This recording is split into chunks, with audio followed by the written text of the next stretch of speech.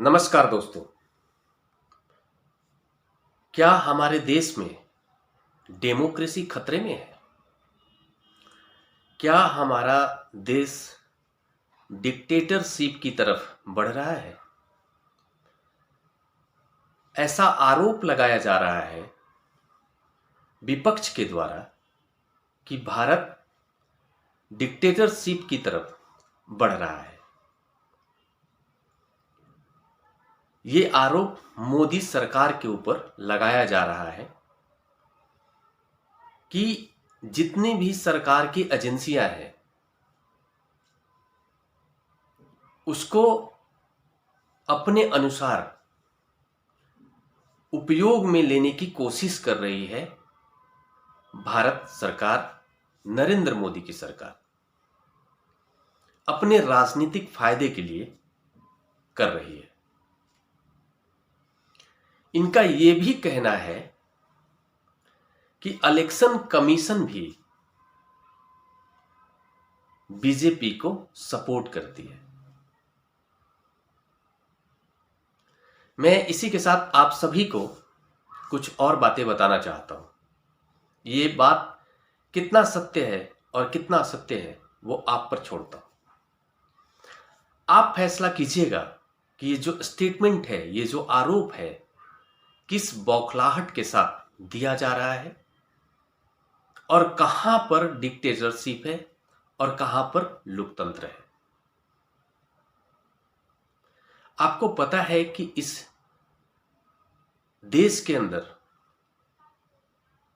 कितने सारे स्टेट हैं, डिफरेंट लैंग्वेजेस है। जब जहां पर इनकी सरकार है, जहां पर इनकी जीत होती है, वहां पर सब कुछ ठीक होता है। वहां पर इलेक्शन कमीशन अच्छे से काम करता हुआ माना जाता है विपक्ष के द्वारा।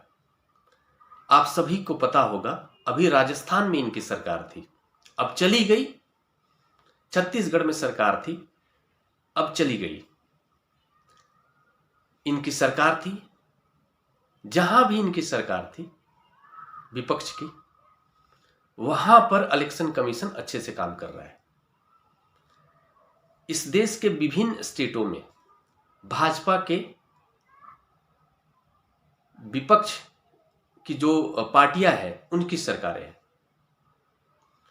टीएमसी की बात कर लीजिए, पश्चिम बंगाल में टीएमसी की सरकार है। तेलंगाना में जो है कि बीजेपी की सरकार नहीं है। केरल में जो है बीजेपी की सरकार नहीं है।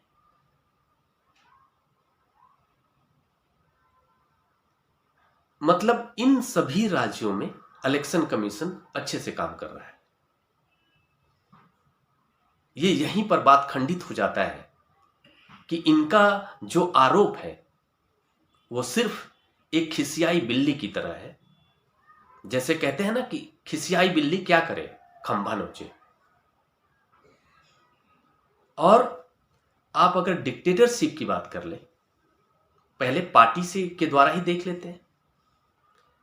इस देश के अंदर जो विपक्ष है, कौन कौन विपक्ष है? आम आदमी पार्टी, टीएमसी, एम के स्टालिन की पार्टी हो गई, या फिर जो है ना कि अखिलेश यादव की पार्टी होगी, आरजेडी जो राष्ट्रीय जनता दल जो पार्टी है, बिहार के लालू प्रसाद यादव की जो पार्टी हो गई, या फिर जो भी क्षेत्रीय दल हैं, झारखंड के आपको झारखंड मुक्ति मोर्चा पार्टी हो गई। क्या आपको लगता है कि वहां पर इनकी पार्टी के अंदर लोकतंत्र जिंदा है? क्या आपको लगता है कि इनकी पार्टी के अंदर कोई भी डेमोक्रेटिक सिस्टम जिंदा है? आपको नहीं लगता कि वहां पे डेमोक्रेसी जो है मर चुका है? आपको नहीं लगता कि कांग्रेस पार्टी के अंदर डेमोक्रेसी है ही नहीं? डिक्टेटरशिप की बात करते हैं ना, तो मैं आपको बता रहा हूं कि डिक्टेटरशिप कहां पर है। कांग्रेस पार्टी के अंदर डिक्टेटरशिप है, टीएमसी के अंदर डिक्टेटरशिप है, आम आदमी पार्टी के अंदर है, अखिलेश यादव की पार्टी के अंदर है, आरजेडी के अंदर है, और आप लोकतंत्र की बात करते हैं। भाजपा ही केवल इस देश की ऐसी अकेली पार्टी है जहां पर पार्टी के अंदर भी लोकतंत्र जिंदा है और पार्टी के बाहर सरकार के तौर पर कैसे लोकतंत्र मजबूत हो सके, उसके लिए कार्य किया जा रहा है।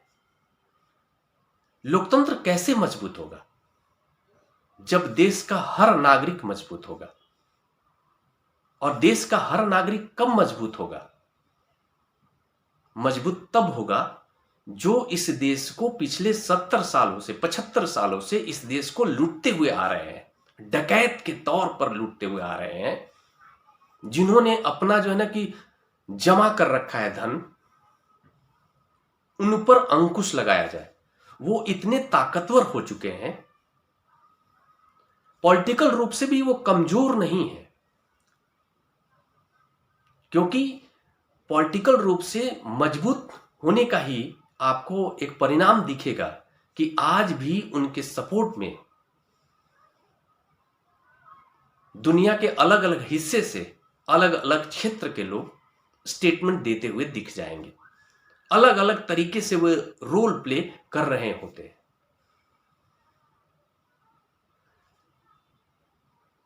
कोई जर्नलिस्ट के तौर पर, कोई बिजनेसमैन के तौर पर।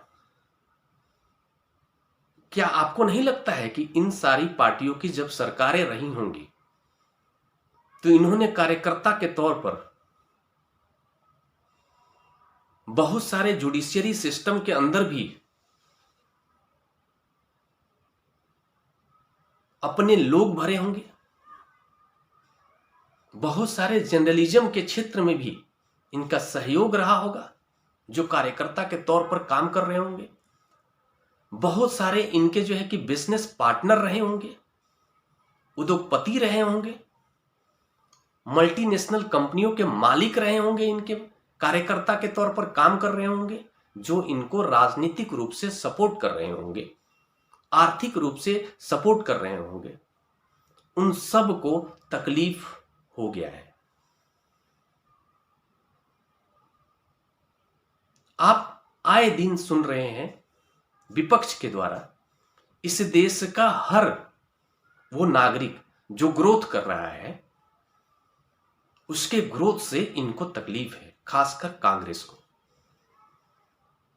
और इनको तकलीफ इसलिए है क्योंकि भारत की अगेंस्ट में जितनी भी शक्तियां हैं बाहर बैठी हुई, भारत का जो भी मानसिक रूप से जो जलन रखता है भारत के ग्रोथ से, कोई उद्योगपति हो सकता है, कोई देश का राष्ट्राध्यक्ष हो सकता है, कोई भी हो सकता है,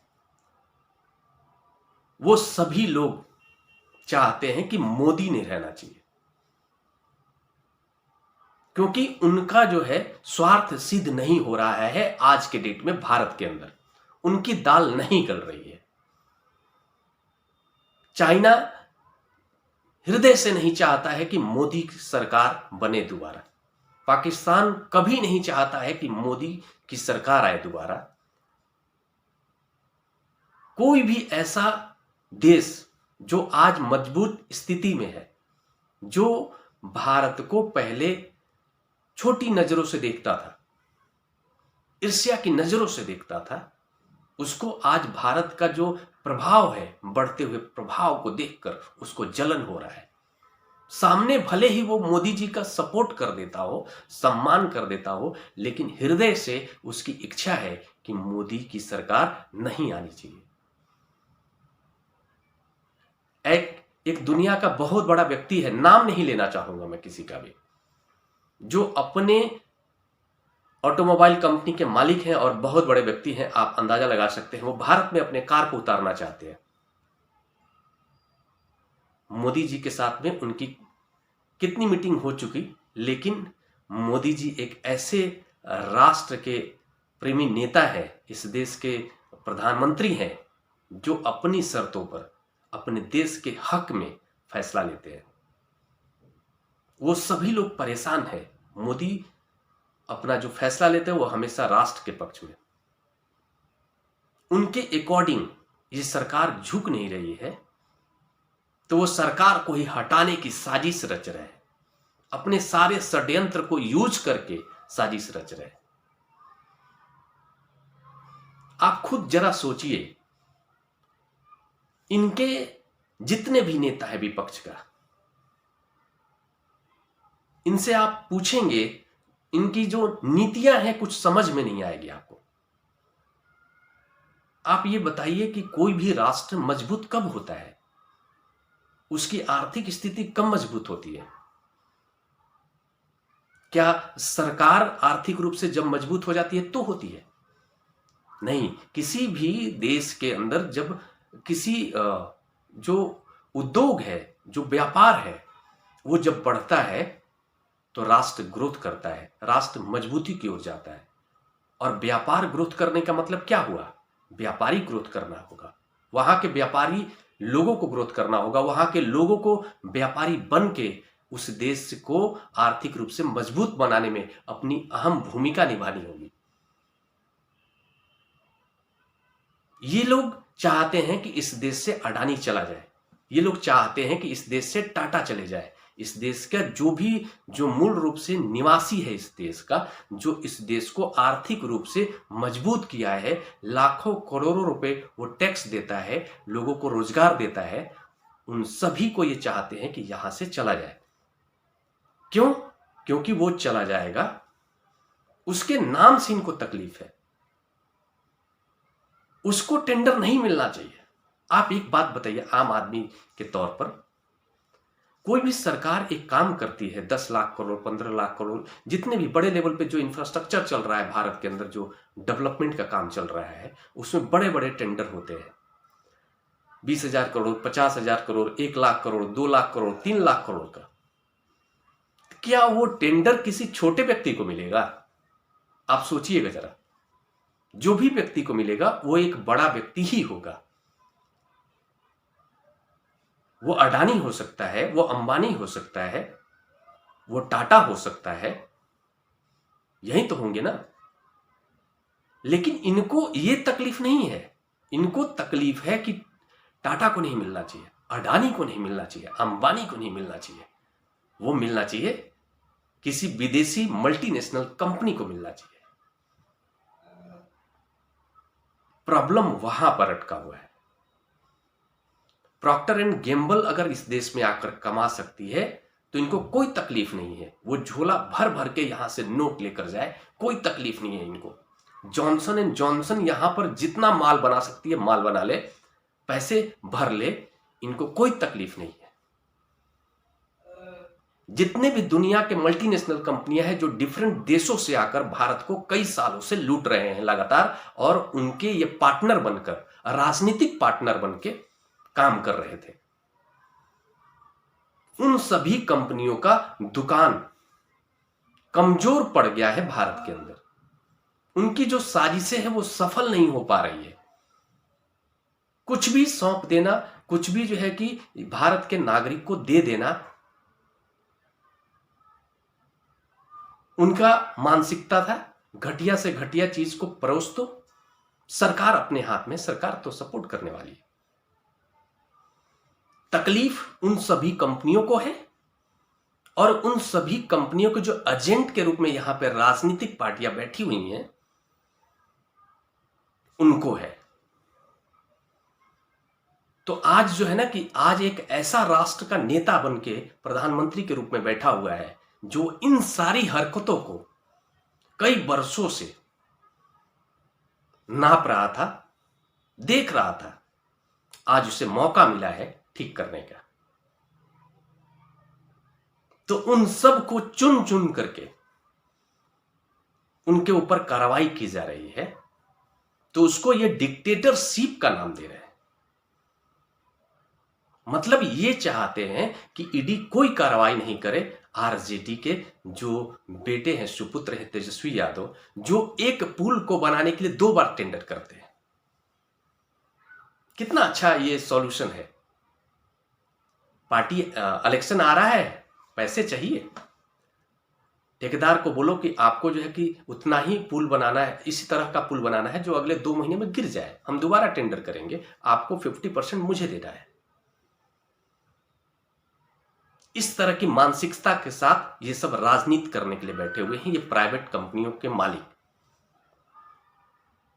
तेजस्वी यादव के ऊपर ईडी की कार्रवाई हो तो इनको तकलीफ है, डिक्टेटरशिप का नाम दे देंगे ये।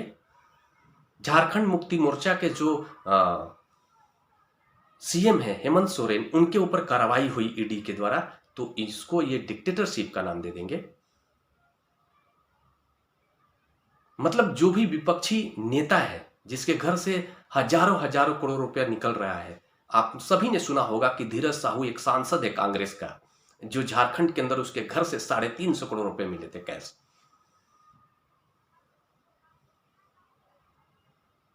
उसको ये डिक्टेटरशिप का नाम दे देंगे। देश को क्या उल्लू समझा है आप लोगों ने? देश के जो नागरिक हैं वो सब अच्छे से बारीकी से वो देख रहे हैं आप सभी की हरकतों को, और वो देख रहे हैं कि एक ऐसा नेता मिला है इस देश को जो सिर्फ अपने एक एक पल को इस देश की जनता को दे रहा है ताकि उसका जीवन मजबूत हो सके, उसके जीवन की जो समस्याएं हैं खत्म हो सके और राष्ट्र प्रगति के रास्ते पर चल सके। और उसका परिणाम भी लोगों ने 10 साल में देखा है। वो एक ऐसा लीडर है जो कहता है वो करता है। उन्होंने कहा था आने से पहले कि जीरो टॉलरेंस के तहत जो भी इस देश का भ्रष्टाचारी है उसके ऊपर कार्रवाई होगी। इनका जैसे ये पता है एकदम छोटे बच्चे के जैसा दलील देते हैं ये सब टीवी में डिबेट में आकर इनके प्रवक्ता। ये कहते हैं कि क्या किसी के ऊपर कार्रवाई होती है तो ये गिनवाते हैं कि बीजेपी के पार्टी के अंदर भी कुछ लोग हैं, वो उनके पास चले जाते हैं तो क्या वॉशिंग मशीन है जो वो धुल कर चले जाते हैं? भाई ये कोई दलील है क्या? अगर किसी चोर को पकड़ने के लिए पुलिस जाएगी तो क्या चोर जो है पुलिस को ये कहेगा कि आप मुझे तब पकड़िएगा जब इस देश के सारे चोर को पकड़ चुके होंगे, आप मेरे पास लास्ट में आइएगा? या फिर उस चोर की जिम्मेदारी है कि अगर वो अपने आप को मानता है कि मैं निर्दोष हूं तो निर्दोष साबित करे, और चोर है तो सजा तो होगा ही। ये इनकी घटिया दलीलें हैं और इन सभी को पता चल चुका है कि मोदी दोबारा से इस देश के प्रधानमंत्री बनने जा रहे हैं। बौखलाए हुए हैं, इनके पास कोई चारा नहीं है। इनको सिर्फ अपनी प्राइवेट लिमिटेड कंपनियों के लिए जो धन लूट करके रखा है, पिछले जो है 70 सालों से लूटा है अलग अलग। क्या आपको लगता है कि कांग्रेस के पास पैसे की कमी है? 70 सालों से इन्होंने लूट करके बाहर धन कहां कहां किस देश में कितना धन रखा होगा आपको अंदाजा नहीं होगा। ये सब 1-1 लाख करोड़ से भी ऊपर के व्यक्ति हैं, 2-2 लाख करोड़ के व्यक्ति हैं। इससे जो सोनिया गांधी की परिवार है, राजीव गांधी की जो परिवार है, आपको पता होगा कि ये सब बेल पर हैं अभी नेशनल हेराल्ड केस में। सबके ऊपर कुछ ना कुछ चल रहा है। ये सब ऐसे लोग हैं कि कोर्ट के द्वारा इनके ऊपर आरोप सिद्ध कर दिया जाता है, तभी ये सब अपने आप को दोषी नहीं मानते। इलेक्शन कमीशन को दोषी ठहरा देना, उसको बता देना जब इनके अगेंस्ट में फैसला आ जाए, इनके खिलाफ कोई चुनाव का फैसला आ जाए, वहां पर डिक्टेटरशिप लागू हो जाएगा, इनका एक स्टेटमेंट जो हो जाएगा। आपने सुना होगा बचपन में जब आप कभी खेलने के लिए किसी खेल में जाते होंगे तो एक जो इस तरह की मानसिकता के जो पार्टियां होती हैं, जो दूसरा जो अगेंस्ट पक्ष होता है जिसके साथ आप मैच खेलते हैं, वो हार जाता है मैच, तो इसी तरह के लास्ट में दलील देकर और भाग निकलता है वो। इसी तरह का इनकी मानसिकता है। और आजकल आप ये देख रहे हैं एक जो है कि नया एक यूट्यूबर है, उसने एक टॉपिक लेकर के इस पर वीडियो बनाया था कि देश जो है कि क्या डिक्टेटरशिप की तरफ बढ़ रहा है। इस तरह के लोगों को हायर करना, पैसे देकर हायर करना, अपने पक्ष में बातें कहवाना इनका काम होता है। और जो सिर्फ पैसे के लिए बैठा हुआ है किसी भी जगह पर, स्वार्थी होकर बैठा हुआ है, उसको पता नहीं है कि वो क्या कर रहा है। क्या आपको लगता है कि इस देश का प्रधानमंत्री बनने के लिए मोदी लालायित है, या फिर मोदी को जरूरत है कि इस देश का प्रधानमंत्री बने? आप ये सोचिएगा जरूर। मोदी को इस देश का प्रधानमंत्री बनने की कोई जरूरत नहीं है। मैं समझता हूं उनको कोई ख्वाहिश नहीं है। जरूरत हम सभी को है। हर एक नागरिक को मोदी की आवश्यकता है कि वो प्रधानमंत्री बने। अगर वो नहीं बनते हैं तो नुकसान हमारा होना है, मोदी का नहीं होना है। मोदी ने जीवन में एक राजनीतिक जो उपलब्धि के तौर पर अगर आप मानते हैं, देखते हैं, तो वो हर उपलब्धि उन्होंने पाया है। वो सिर्फ राष्ट्र के लिए इतना कुछ कर रहे हैं। वो दिन रात जो कर रहे हैं वो सिर्फ राष्ट्र के लिए कर रहे हैं, क्योंकि उनको मालूम है कि दोबारा से अगर इनके हाथों में गया यह देश, तो फिर वही हाल होगा जो पहले होता आया है। इस देश की संस्कृति को कमजोर करने से लेकर, इस देश की सीमाओं को कमजोर करने से लेकर, इस देश के सेना को कमजोर करने से लेकर, इस देश को धन को कमजोर करने का काम वो पिछले कई वर्षों से करते आ रहे हैं, और वहीं फिर दोबारा चालू होगा। फैसला आपके हाथ है। आपके सामने एक ऐसा राष्ट्र का नेता है जो दिन रात आपके लिए काम करता है। दूसरी तरफ प्राइवेट लिमिटेड कंपनियों के मालिक है। आप खुद सोचिएगा कि किस पार्टी के अंदर डिक्टेटरशिप है और फैसला कीजिएगा। नमस्कार।